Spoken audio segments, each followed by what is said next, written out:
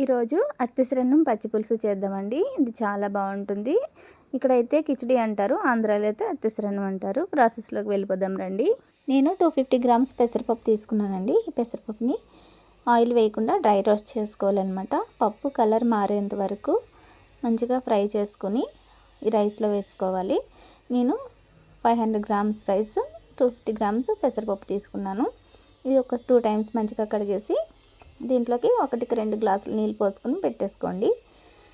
ఇది ఉడుకుతూ ఉన్నప్పుడు దీంట్లోకి రుచికి సరిపడగా సాల్ట్, అలాగే 1 స్పూన్ వరకు నెయ్యి కూడా వేసుకొని బాగా కలిపేసి ఒకసారి పొంగొచ్చిన తర్వాత సిమ్లో పెట్టి ఉడికిస్తే అన్నం అనేది మాడిపోకుండా మంచిగా ఉడుకుతుంది అనమాట. ఒక పక్కన రైస్ ఉడుకుతూ ఉన్నప్పుడు మనం పచ్చిపులుసు కూడా ప్రిపేర్ చేసుకుందాం రండి. పచ్చిపులుసు కోసము ఎండుమిర్చి, పచ్చిమిర్చి మంచిగా కాల్చుకోవాలన్నమాట. ఇవి 2 పక్కల మంచిగా ఇలా ఫోర్క్ పెట్టి కాల్చుకుంటే మంచిగా కాలిపోతాయి.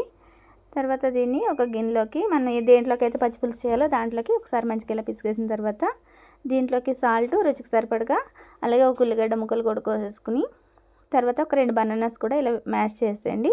తర్వాత మనకి రుచికి సరిపడగా చింతపండు కూడా వేసుకుని దాంట్లోకి బెల్లం, అలాగే సరిపడగా నీళ్ళు కూడా పోసేసుకుని ఒక 2 గ్లాసులు అయితే పడ్డాయి నాకైతే. చూసారా, లాస్ట్లో కొంచెం కొత్తిమీర కూడా వేసుకుని సాల్ట్ చెక్ చేసుకుని పక్కన పెట్టేసుకోండి. ఇక్కడైతే పోపు వేయరు.